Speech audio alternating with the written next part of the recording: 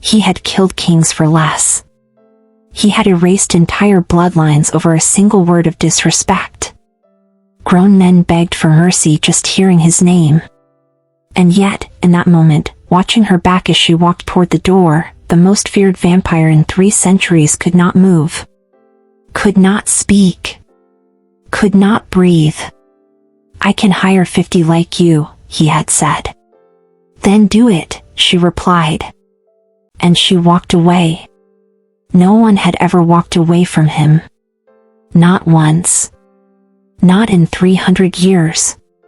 And now a maid, a human with nothing but the clothes on her back, had just done the impossible.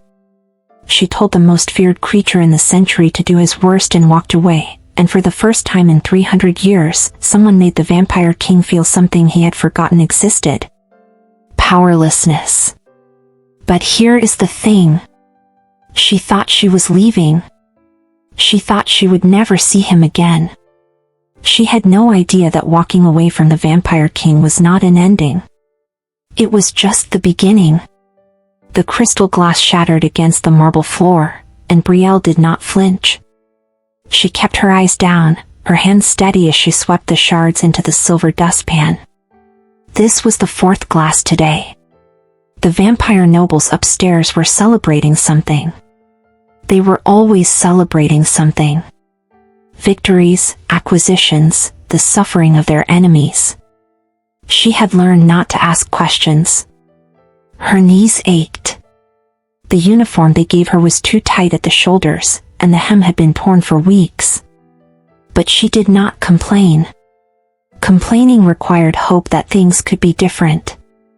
Hope was a luxury she had buried 6 months ago, in a grave she was not allowed to visit. Work. Survive. Disappear. That was all she had left. Brielle carried the dustpan toward the service door, her footsteps silent on the cold stone. The Ashford estate was a cathedral of wealth and cruelty, all vaulted ceilings and dark elegance. She was a shadow here. Invisible. Replaceable. Exactly how she needed to be. She pushed through the door into the servant corridor, and that was when she heard it. The entire estate went quiet. Not the quiet of peace, but the quiet of held breath. Of fear. He was here. Brielle had never seen him before. In 3 months of working at the estate, she had only heard whispers. The king. Theron Ashford. The vampire who had ruled the Eastern Territories for centuries, who had ended entire bloodlines over a perceived insult, who walked into rooms and made grown men weep. From the corridor, she heard the front doors open. Not a creak, but a resonant groan, as if the house itself was bowing. Footsteps. Slow. Deliberate. The kind of walk that said the world would wait. Then his voice, rich and cutting, filled with dark amusement. Well, well. I leave for 2 weeks and return to find my house smells like fear and cheap wine. Someone tell me why I shouldn't kill everyone in this room just to redecorate. Silence. Then laughter. His laughter. Low and dangerous, like thunder before the storm. Relax, Ralts. I am in a good mood. I have just acquired the Montclair vineyards, their fortune, and the head of their eldest son. It is a beautiful day. Brielle stood frozen in the servant hallway, dustpan still in her hands. Now, his voice turned sharp. Where is my brother? And why does this estate look like it has been managed by children? She did not know why she moved toward the sound. Curiosity was dangerous here. But something pulled her forward, and she found herself at the edge of the grand hall, hidden behind a marble column. And then she saw him. Theron Ashford stood in the center of the hall like a king surveying a conquered land. He was tall, dressed in a black suit that looked like it cost more than her life, his dark hair perfectly styled, his presence so commanding it seemed to bend the light around him. But it was his eyes that struck her. Cold. Calculating. amused by everything and impressed by nothing. He tilted his head, listening to someone stammer an explanation, and then waved his hand dismissively. Boring. Someone bring me something interesting or get out of my sight. The nobles scattered like roaches. And Brielle knew, in that moment, she was looking at the most dangerous man she would ever meet. What she did not know was that in less than an hour, she would be the first person in 300 years to walk away from him. If you are already hooked and you want to see how a maid brings the most feared vampire king to his knees, then do not go anywhere. But let me tell you, I make sure every word hits you right in the heart. If you are feeling it, go ahead and hit that subscribe button. Join the fastest growing vampire love stories community where we do not just tell stories, we make you feel them. And hey, tell me in the comments where you are watching this from. I would love to know what part of the world is about to witness this king fall. Now, let us get back to the moment everything changed. The summons came an hour later. Brielle was in the kitchen, scrubbing pots, when the head housekeeper grabbed her arm. You. The king wants fresh linens in the east study. Now. Her stomach dropped.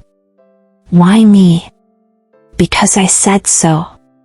Move. The east study was on the 3rd floor, far from the safety of the servant quarters. Brielle climbed the stairs with her arms full of folded cloth, her heart beating too fast. She had survived this long by being invisible. Being summoned meant being seen. She knocked twice and entered.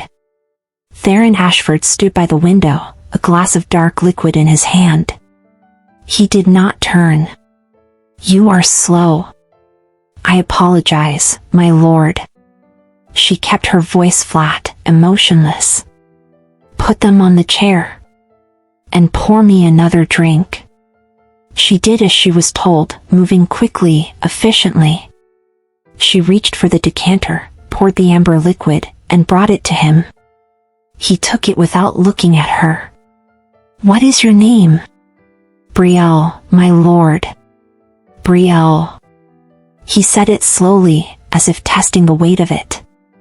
Then he turned, and for the first time, his eyes landed on her fully. You have been here 3 months. You do not speak. You do not complain. Why? She kept her gaze down. I do my work, my lord. That is not what I asked. Silence stretched between them. She could feel his gaze on her like a blade. Look at me. She obeyed. And the moment their eyes met, something flickered in his expression. Curiosity. You are afraid, he said softly. But not of me. Interesting. He circled her slowly, like a predator. Everyone in this house fears me. They tremble. They beg. They bore me to tears with their predictability. But you. He stopped in front of her. You are afraid of something else entirely. What is it? Nothing, my lord. His smile was sharp. Liar. He leaned closer, his voice dropping to a whisper. I could compel the truth out of you. Make you spill every secret you have ever kept. Would you like that? Her hands tightened into fists, but she said nothing. Theron laughed, a genuine sound of delight. Oh, you are brave. Stupid, but brave. He stepped back, swirling his drink. Tell me, Brielle, do you know what I do to people who waste my time? No, my lord. I erase them. He snapped his fingers. Like that. Entire families. Entire legacies. Gone. And do you know why? She did not answer. Because I can. He drained his glass and held it out to her. Now, pour me another and tell me why a girl with fire in her eyes is scrubbing floors in my house.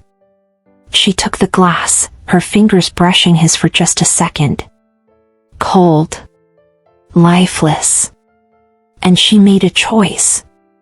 Because I have nowhere else to go. The honesty surprised even her. Theron tilted his head, studying her. Finally, the truth. He smiled. You may go. She turned to leave, relief flooding her chest. Actually, no. Wait. She stopped. I have changed my mind. You will serve me personally from now on. My quarters. My meals. My needs. Whatever I require. Her blood ran cold. My lord, That was not a request. She turned back to face him, and the words came out before she could stop them. And if I refuse? The room went deathly silent. Theron stared at her, and for a moment, she thought he might kill her right there. But then he laughed. A low, dangerous sound. Refuse? He stepped toward her, his presence overwhelming. Do you have any idea who you are speaking to? Yes. Then you must have a death wish. Maybe I do. His eyes narrowed. Careful, little maid. I have killed for less. Then kill me. Her voice was steady now. But I will not be your plaything. Theron went still. Completely still. And then, slowly, a smile spread across his face. Not kind. Not warm. Predatory. You have courage. I will give you that. He leaned in close, his breath cold against her ear. But courage without power is just stupidity. And I do not tolerate stupidity. He straightened, adjusting his cuff. Here is what is going to happen. You will do as I say, or I will make your life so unbearable you will beg me for death. And even then, I might not grant it. He paused. Or, you can walk out that door right now, leave this estate, and fend for yourself in a world that will chew you up and spit you out in a day. He crossed his arms. Choose. Brielle's mind raced. She had nothing. No family. No money. No future. But she still had one thing. Her dignity. She looked him straight in the eyes. I would rather starve in the streets than be owned by you. Theron blinked. Once. Twice. And then his expression shifted into something unreadable. You are serious. Yes. He stared at her for a long moment, and then he laughed again. But this time, it was different. Lighter. Almost genuine. Incredible. He shook his head. Do you know how many people would kill for the opportunity to serve me personally? To be in my presence? Then hire one of them. His smile faded. Excuse me? She straightened her shoulders. You said I could leave. So I am leaving.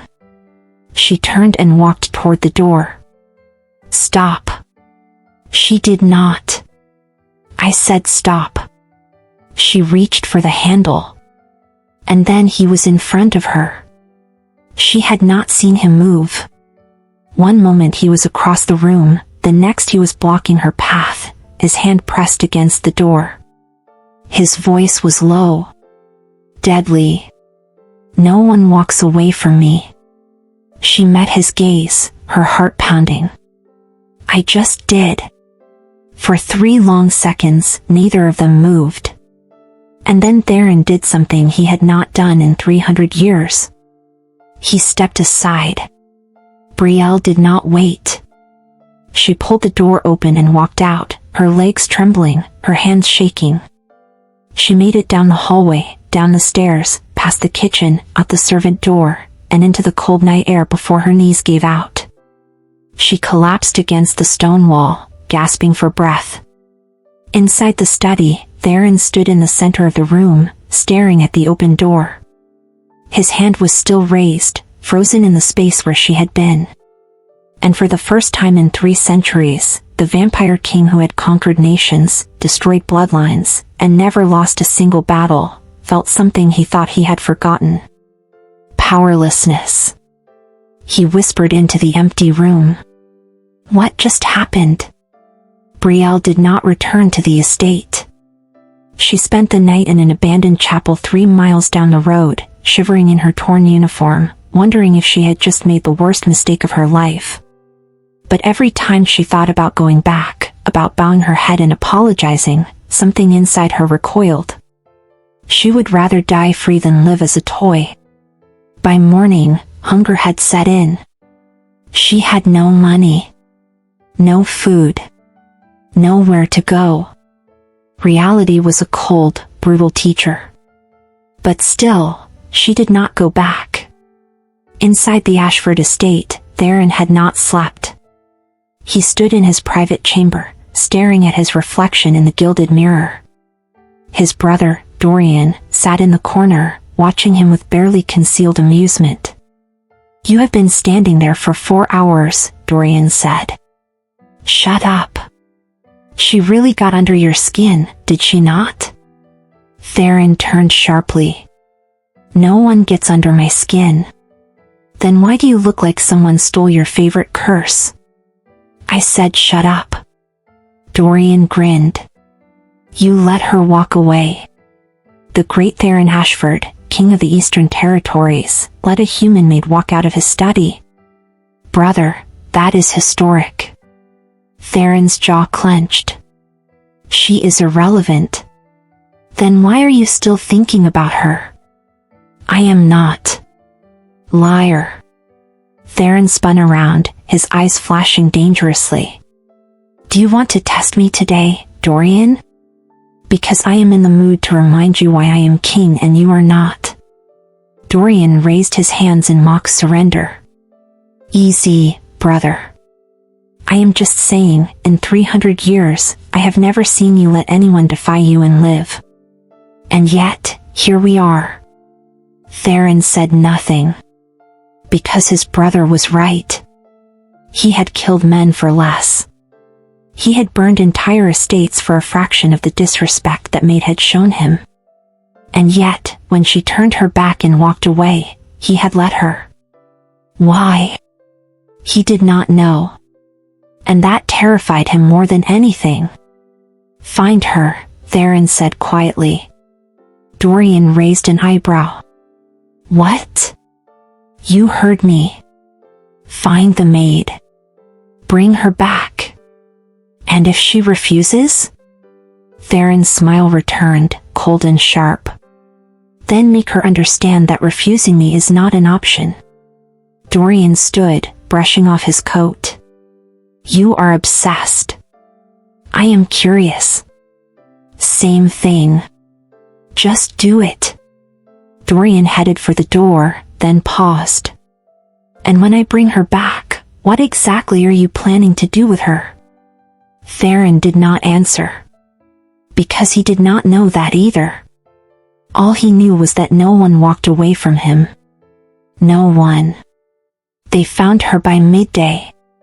Brielle was in the market square, trying to trade her apron for a loaf of bread, when 2 vampires appeared on either side of her. She recognized them immediately. The king's guard. Come quietly, one of them said. No. The other one sighed. We were told you would say that. Before she could run, they had her by the arms, lifting her off the ground. She kicked and screamed, but it was useless. Humans did not fight vampires and win. They carried her back to the estate and deposited her in the same east study she had walked out of the night before. Theron was waiting. He sat in the leather chair by the fireplace, one leg crossed over the other, looking perfectly relaxed. But his eyes told a different story. Leave us, he said to the guards. They obeyed immediately. The door closed. Silence. Brielle stood in the center of the room, breathing hard, her hair a mess, her uniform stained with dirt. Theron studied her. You look terrible. Your men dragged me through the street. I am aware. He stood, walking slowly toward her. Do you know what I did last night? She said nothing. I thought about you. All night. I could not stop. He circled her. Do you have any idea how infuriating that is? I have ended wars. I have crushed rebellions.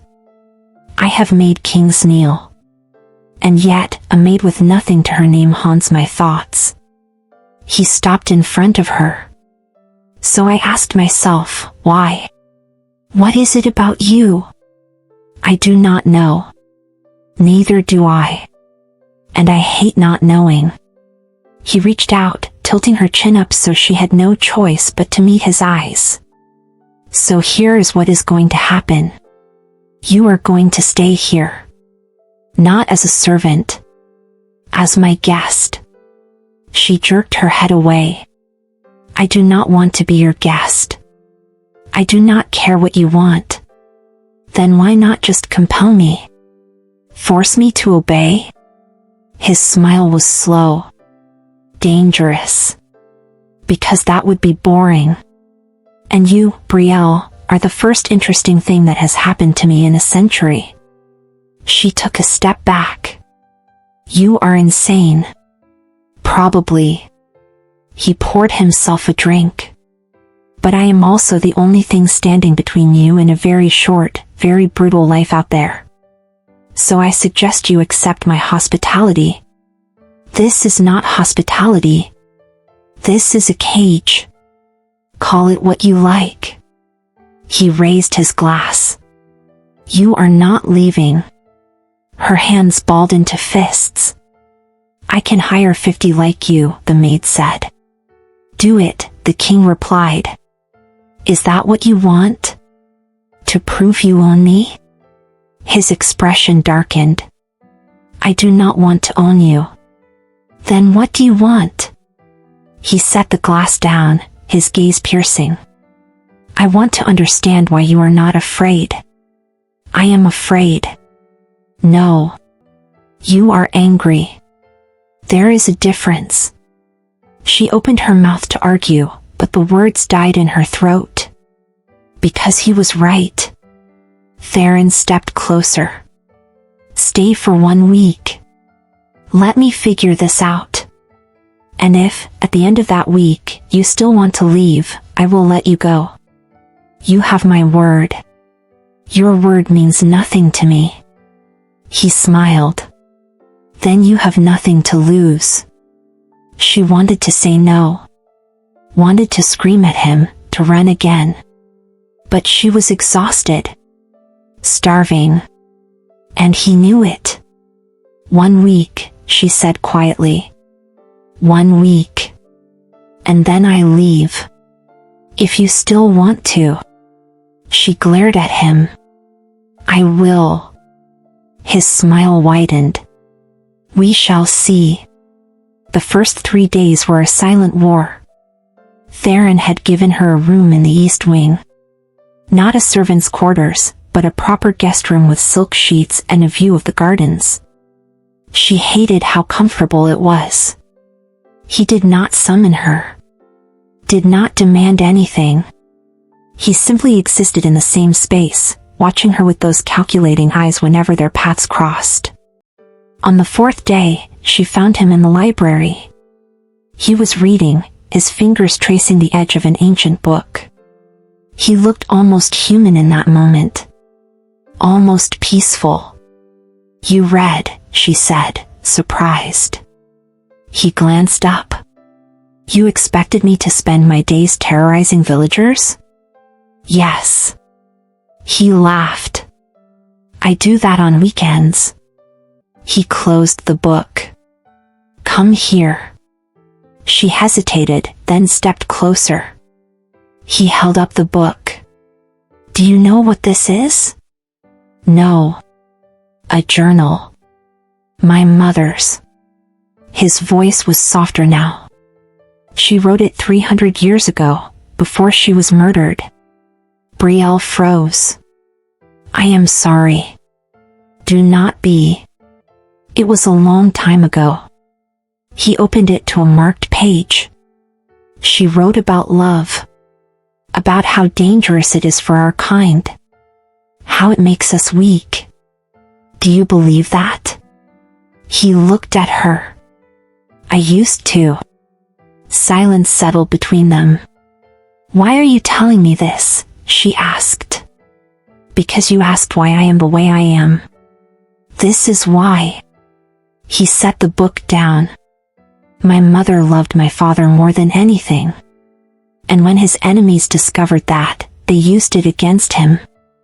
They killed her to hurt him. And it worked. He was never the same. What happened to him? He went mad with grief. Burned entire cities looking for revenge. And when he finally found the ones responsible, he made them suffer for decades before he ended them. Theron's eyes darkened. Then he walked into the sun and ended himself. Brielle's breath caught. I was 17 when I watched my father turn to ash. And I promised myself I would never be that weak. That I would never care about anything enough to be destroyed by it. He looked at her. Love is a weakness I cannot afford. She should have stayed silent.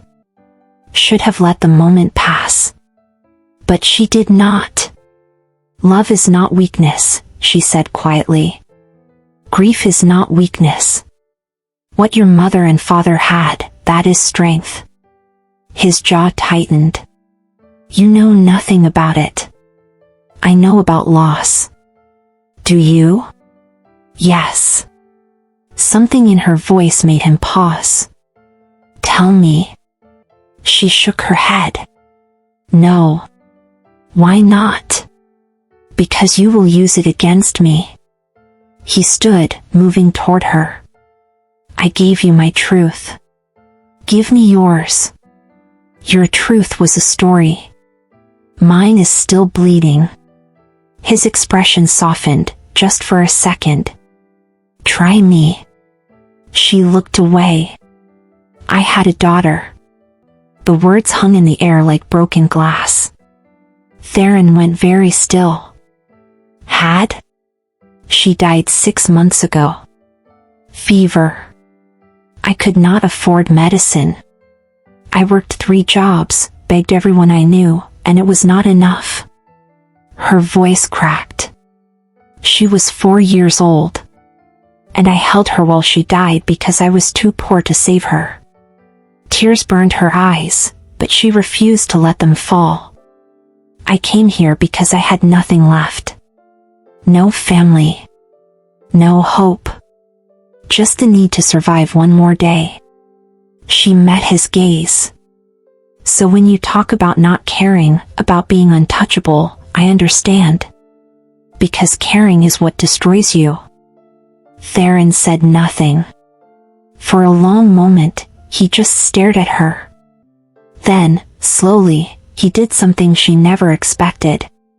He reached out and gently wiped a tear from her cheek. I am sorry, he said quietly. And for the first time, she believed he meant it. The next 2 days were different. Theron stopped watching her like a puzzle to solve and started talking to her like a person. They took meals together. Walked the gardens. He told her stories about the centuries he had lived, the absurdities of vampire politics, the ridiculousness of nobility. He was funny. Wickedly so. And it caught her off guard every time. So this Duke, Theron said, pouring her tea, challenged me to a duel because I insulted his coat. His coat, Brielle. It was velvet. Purple velvet. She tried not to smile. What did you do? I killed him, obviously. But I waited 50 years and killed his grandson instead. Just to make a point. Her smile faded. That is horrible. That is justice. the grandson wore the same coat to my gala. It was an insult to fashion and to me. You killed someone over fashion? I killed someone over disrespect. The fashion was just the excuse. He grinned. Besides, I sent flowers to the funeral. I am not a monster. You are absolutely a monster. Yes, but a charming one. She laughed despite herself. And the sound surprised them both. Theron set down his cup, his gaze softening. You should do that more. What? Laugh. It suits you. She looked away. I have not had much reason to. I know. They sat in comfortable silence for a while, and then Brielle asked the question that had been nagging her. Why did you let me walk away that first night? Theron leaned back in his chair. Honestly? Yes. Because you were the first person in 300 years to look at me and see a man, not a king. Not a monster. Just a man you did not want to obey. He smiled. It was refreshing. That is a strange reason to let someone disrespect you. I have ended bloodlines for less. But you? He shook his head. You were different. You did not want anything from me. You were not trying to manipulate or flatter or survive. You just wanted to be left alone. I still do. Liar. She looked at him sharply. Excuse me? If you wanted to be alone, you would have left by now. The door is not locked. I have not compelled you. You are staying because you want to. I am staying because I have nowhere else to go. Keep telling yourself that. She stood, frustration bubbling up. You think you know everything. I do know everything. It is exhausting. You are impossible. And you are stubborn. They stared at each other, tension crackling between them. And then Theron laughed. A real, genuine laugh. What is so funny? She demanded. You. Me. This. He gestured between them. I have fought wars that were less intense than a simple conversation with you. Despite herself, her lips twitched. Good. Good? You deserve to be challenged. His smile widened. Yes. I think I do. That night, Brielle sat by the window in her room, looking out at the stars. For the first time in 6 months, she felt something other than grief. She felt alive. And it terrified her. Down the hall, Theron stood in his study, staring at the same stars. He had spent centuries building walls. Perfecting his cruelty. Ensuring no one could ever hurt him the way his father had been hurt. And in less than a week, a maid with sad eyes and a sharp tongue had started to crack them. He should send her away. He should compel her to forget him and disappear. But he would not.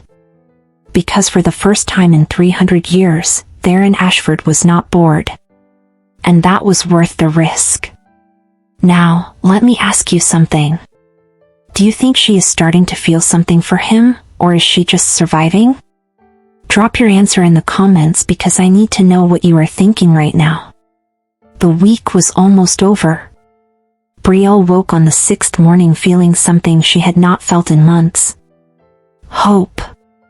It was fragile and terrifying, but it was there. She dressed and made her way to the dining hall, expecting to find Theron waiting with his usual smirk and some absurd story about a century-old grudge. Instead, she found chaos.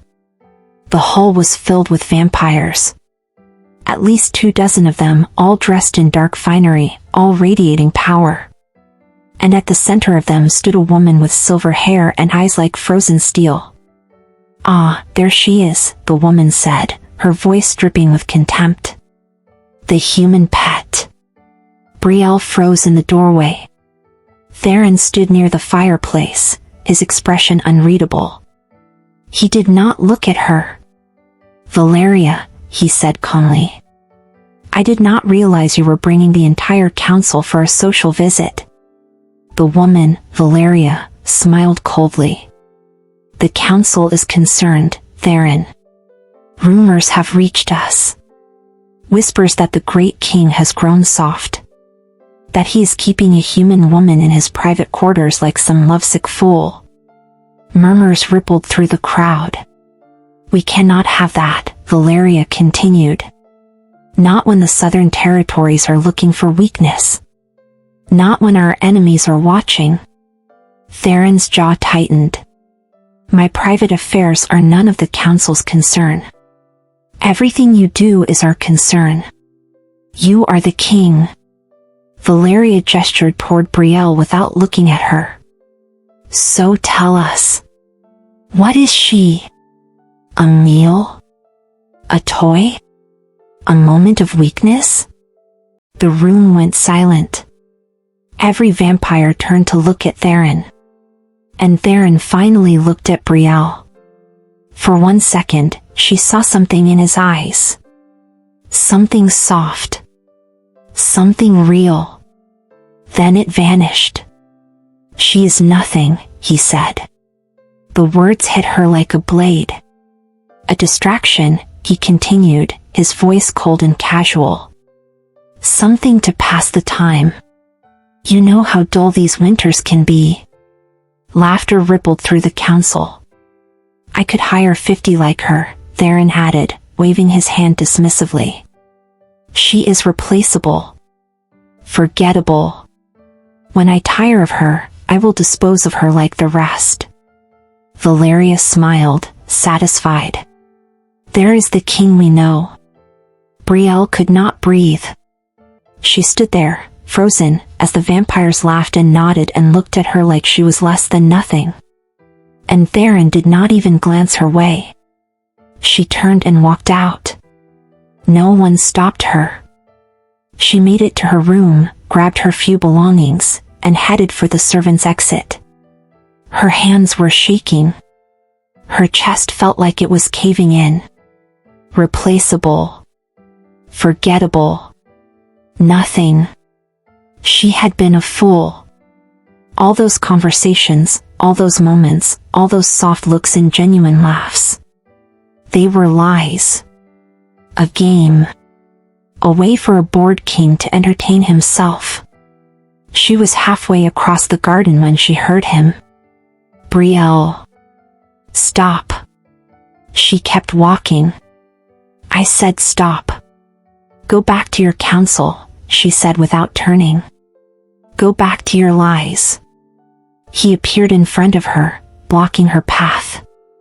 His expression was strained, conflicted. "What you heard in there, it was not real." "It sounded real. I was protecting you." She laughed bitterly. "Protecting me? By calling me nothing? By saying I was replaceable?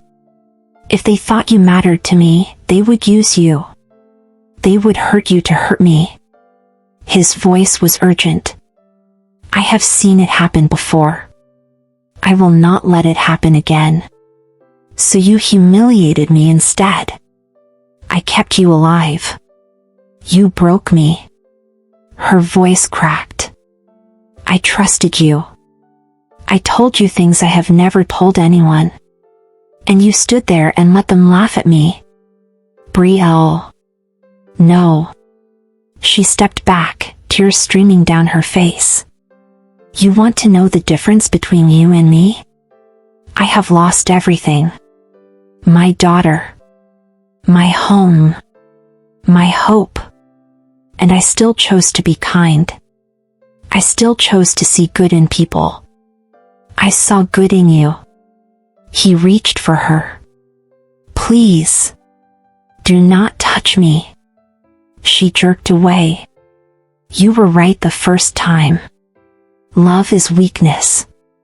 And I was weak enough to think you were worth loving." The words landed like a killing blow. Theron went still. Goodbye, Theron. She walked past him. I hope your kingdom keeps you warm at night. This time, he did not follow. She walked through the gates, into the cold night, and did not look back. And Theron stood alone in the garden, surrounded by silence. He had done what he always did. Pushed away anyone who got too close. Protected himself by destroying something precious. His mother's words echoed in his mind. Love makes us weak. But watching Brielle disappear into the darkness, he realized his mother had been wrong. It was not love that made him weak. It was losing it. 3 days passed. Brielle found shelter in a small village at the edge of the territory. A kind widow named Miriam took her in, asking no questions. She worked in the bakery, kneading dough until her hands ached, trying to forget. But she could not. Every night, she dreamed of him. His laugh. His eyes. The way he had looked at her like she was the only person in the room. And every morning, she reminded herself it was all a lie. Back at the estate, Theron was unraveling. He had not slept. He had not fed. He had locked himself in his study and refused all visitors. Dorian finally broke down the door on the 3rd night. Enough, Dorian said. You look like death. I am death. You are pathetic. Dorian crossed the room and pulled open the curtains. She has been gone 3 days and you have completely fallen apart. I have not fallen apart. You threw a council member out a window yesterday. He deserved it. He asked you how you were feeling. Exactly. Dorian sighed. Brother, I have watched you conquer nations without blinking. I have seen you face entire armies alone. And now, a single human woman has reduced you to this? Theron said nothing. Go after her. I cannot. Why not? Because she is right. His voice was hollow. I hurt her. I made her feel worthless. Just like I do to everyone who gets close to me. He looked at his brother. I am exactly what father became. Cold. Cruel. Unworthy of love. Dorian was quiet for a moment. Then he sat down across from his brother. Do you remember what Mother used to say? Before she died? She said many things. She said that the measure of a man is not how many times he falls, but how many times he chooses to rise. Dorian leaned forward. You fell, Theron. You made a mistake. But you can still rise. You can still choose differently. She will not forgive me. Maybe not. But at least she will know you tried. Dorian stood. The question is, are you brave enough to be vulnerable? Or are you going to spend the next 300 years regretting the one person who made you feel alive? Theron stared at his brother for a long moment. Then he stood. Where are you going? Dorian asked. To do something stupid. Dorian smiled. Finally. In the village, Brielle was closing up the bakery when the door opened. She turned, expecting a late customer. And there he was.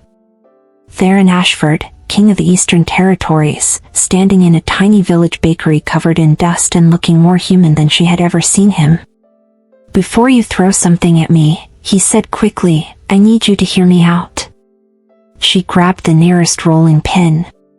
You have 10 seconds. I was wrong. I was cruel. I was everything you said I was. He stepped closer. But I was also terrified. Terrified of what? Of this. Of you. Of feeling something I could not control. His voice broke. I have spent 300 years building walls, Brielle. And you walked through them like they were not even there. She gripped the rolling pin tighter. Pretty words do not erase what you did. I know. And I am not asking for forgiveness. I am asking for a chance to earn it. Why should I give you that? He dropped to his knees. The king of the Eastern Territories, the most feared vampire in the territory, knelt on the flour-covered floor of a village bakery. Because you are the first person who has made me want to be better. Because I cannot stop thinking about you. Because when you left, you took something with you, and I do not want it back. I want to give you more. Tears burned her eyes. Theron, I will not ask you to forget. I will not ask you to pretend I did not hurt you. All I am asking is for a chance to prove that I can be worthy of your trust. Your time. Your heart. He looked up at her, and for the first time, she saw no masks. No walls. Just a man who had lived too long without love. Please, he whispered. She should say no. She should throw him out and never look back. But she thought of her daughter. Of the love they had shared, even though it was brief. Of how that love had made every painful moment worth it. And she realized that shutting out love did not protect you from pain. It just made you face it alone. She lowered the rolling pin. One chance, she said quietly. That is all you get. His eyes widened. Truly? Do not make me regret it. He rose slowly, his gaze never leaving hers. I will spend every day proving you made the right choice. You better. And for the first time in 300 years, Theron Ashford smiled without any walls behind it. 6 months later, the Ashford estate had changed. Not the walls or the gardens or the ancient portraits that lined the halls. Those remained the same. But the air was different. Lighter. Warmer. Full of something that had been missing for centuries. Laughter. Brielle stood on the balcony of the East Wing, watching the sunset paint the sky in shades of gold and crimson. She wore a gown of deep emerald, a gift from Theron, who insisted she stop dressing like she was trying to disappear. She heard him before she saw him. You know, Theron said, stepping onto the balcony beside her, I used to stand here alone. Every sunset for 300 years. And I never understood why it felt so empty. She looked at him. And now? Now I understand. He took her hand, pressing it to his chest where her heart no longer beat. It was waiting for you. She smiled, the kind of smile that reached her eyes. That was almost romantic. Almost? I have been practicing that line for a week. Try harder. He laughed, pulling her close. You are impossible. And you love it. I do. He kissed her forehead. I love everything about you. They stood in comfortable silence, watching the last light fade from the sky. Do you remember, Brielle said softly, what you said to me that first night? That you could hire 50 like me? He winced. I was hoping you had forgotten that. I will never forget. She turned to face him, her eyes shining. Because that was the moment I decided you were wrong. There is no one like me. And there is no one like you. He cupped her face in his hands. I know that now. And I will spend eternity making sure you never doubt your worth again. Eternity is a long time. Not long enough. He kissed her then, slow and deep, and the world around them seemed to pause. When they finally pulled apart, Dorian's voice echoed from inside. If you two are done being disgustingly romantic, dinner is ready. Theron rolled his eyes. My brother has the worst timing. He learned it from you. Untrue. I am dramatic, not intrusive. Brielle laughed and took his hand. Come on, Your Majesty. Your family is waiting. He paused at the word. Family. For so long, that word had meant pain, loss, betrayal. But now, looking at Brielle, at the life they were building together, he realized it meant something else entirely. Home. They walked inside together, hand in hand, and the doors closed behind them. 1 year later, they stood in the same garden where she had once walked away from him. But this time, she was walking toward him. The estate was filled with guests. Vampires and humans alike gathered to witness something unprecedented. The king of the Eastern Territories was taking a bride. A human bride. And anyone who dared object had been personally invited to take it up with Theron directly. No one objected. Brielle reached the altar, her gown flowing behind her like a river of starlight. She looked at Theron, and all the pain, all the grief, all the years of survival melted away. You showed up, she whispered. I will always show up for you. The officiant began the ceremony, but neither of them was really listening. They were lost in each other's eyes, in the impossible miracle of finding love in the darkest of places. When it came time for vows, Theron spoke first. I once told you I could hire 50 like you. He smiled. I was a fool. There is no one in any century, in any realm, in any lifetime, who could ever compare to you. You walked into my life and demanded better from me. And I will spend every day of forever trying to be the man you deserve. Brielle blinked back tears. I once told you to do your worst. And you did. You gave me your best instead. You gave me hope when I had none. A family when I thought I lost mine. A love I never believed I deserved. She squeezed his hands. I am not afraid anymore. Because I know, no matter what comes, you will be there. Always, he said. Always, she echoed. And when they kissed, the entire estate erupted in cheers. Later that night, after the celebrations had quieted and the guests had departed, Theron found Brielle in the library. She was holding his mother's journal. I hope you do not mind, she said softly. I wanted to read her words. He sat beside her. She would have loved you. You think so? I know so. He wrapped an arm around her. She always said love was the most dangerous thing in the world. But I think she was wrong. Brielle looked at him. What do you mean? Love is not dangerous. Fear is. Fear of losing. Fear of trusting. Fear of being seen. He kissed her temple. You taught me that. She leaned into him, closing the journal. So what happens now? Theron smiled, that same wicked grin she had fallen in love with. Now we live. We fight. We protect each other. We build something that lasts. And if your enemies come? His eyes darkened, but his smile remained. Then I will remind them why the Ashford name is feared across every territory. I do not forgive, Brielle. I never have. Anyone who threatens you, threatens our family, they will learn that lesson.